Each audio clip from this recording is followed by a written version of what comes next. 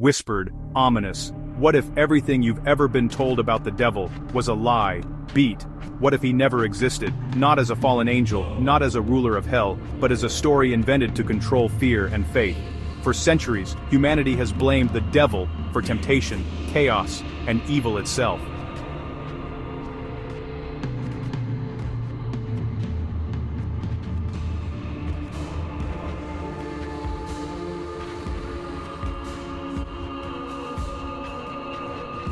But ancient texts, hidden scriptures, and forbidden teachings reveal something very different, a truth so shocking it could change how you see good and evil forever.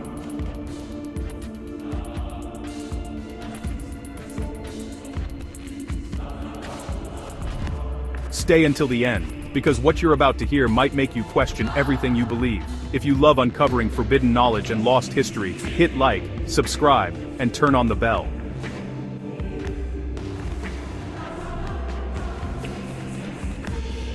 Leaning in, let's dive into the mystery of the devil that may never have existed.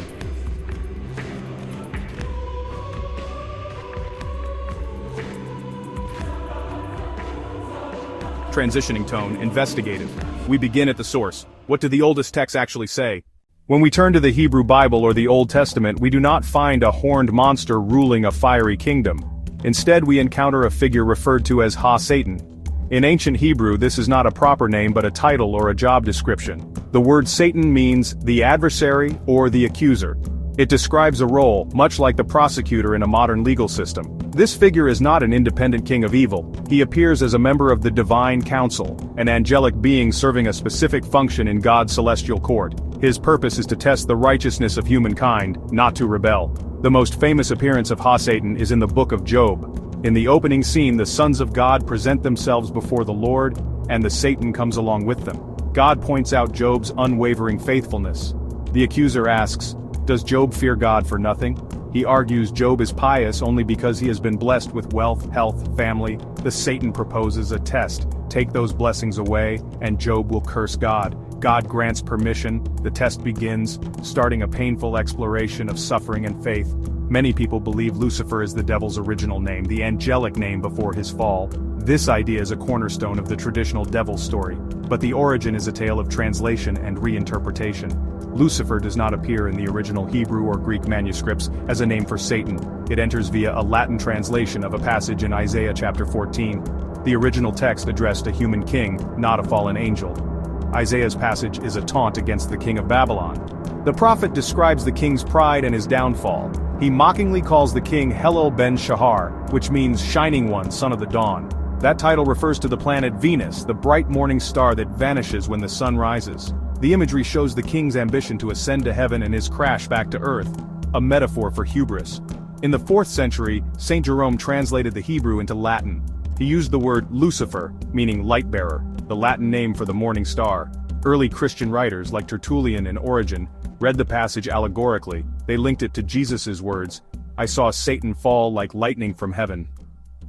That created a new narrative, a proud angel cast out of paradise.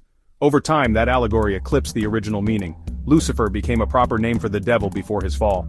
A poem about a proud king's demise was retrofitted into cosmic myth.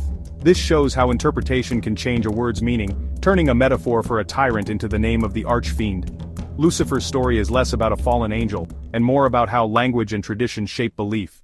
As we move from the Old Testament to the New, the character of the adversary undergoes a significant transformation. The figure known as Satan becomes more prominent, more personal, decidedly more antagonistic. He is no longer just a tester, member of the divine court functioning as an accuser. In the Gospels, he steps onto the world stage as a direct and active enemy of God's plan for salvation. The Greek word diabolos means slanderer, accuser, similar to the Hebrew Satan. He is now portrayed as the primary source of temptation, a power that seeks to derail Jesus' mission. The most dramatic encounter occurs in the wilderness after his baptism. Jesus fasts for 40 days and nights. In this moment of physical vulnerability, the devil appears, not a horned monster but a cunning tempter who twists scripture. He offers Jesus bread, power over all the kingdoms of the world, a dramatic rescue by angels. Each temptation is a shortcut, worldly power, spectacle, self-interest instead of humility, service, sacrifice. Jesus rebuffs each temptation, quoting scripture, "The devil departs." This encounter marks Satan as the central antagonist. The Gospels recount unclean spirits, demons who inflict suffering, physical illness, madness, spiritual torment. Jesus casts them out, restores people to wholeness. The world becomes a site of cosmic conflict between God's power and the forces of evil, with Satan leading the opposing side. The adversary shifts from tester to ruler of a rival kingdom, a prince of this world working against God and his followers. Paul describes spiritual warfare. Believers must arm themselves against the devil's wiles. The language grows dualistic: light, darkness, good, evil. The New Testament presents a far more formidable adversary than before. The journey from the complex biblical figures to the simple horned devil we know today, completed in the centuries after the New Testament. The modern specter is a mosaic: scriptural fragments, theological doctrines, folk legends, artistic imagination. As the early church worked to define its beliefs and combating heresies, it needed to provide clear answers to the problem of evil. Personifying evil offered a straightforward explanation: suffering and sin as the work of a malicious enemy who had rebelled against his creator. This theological framework was brought to life through art and literature. Artists in the Middle Ages, the Renaissance, painting vivid Last Judgment scenes, hell as grotesque torment presided by a monstrous devil. They borrowed imagery from mythology: horns of Pan, trident of Neptune. These visuals were not literal portraits but powerful moral warnings. For a largely illiterate populace, these images became their primary scripture. The devil we know is a powerful symbol, forged in the fires of theology, art, and fear. John Milton's poetry gave him a charismatic voice, folk tales made him a trickster, and the witch hunts were fueled by a belief in pacts with a very real Satan. But this image is a human creation. We've seen the biblical portrait is far more complex. The Hebrew Satan was an adversary. Lucifer, a mistranslated name for a king. The horned caricature is a composite of literature, pagan gods, and our own fears. So who is the real devil? A literal fallen angel? A symbol of the dark potential within us? Or a powerful myth built to name our suffering? The Bible offers puzzle pieces. Tradition offers one popular assembly. The question remains open.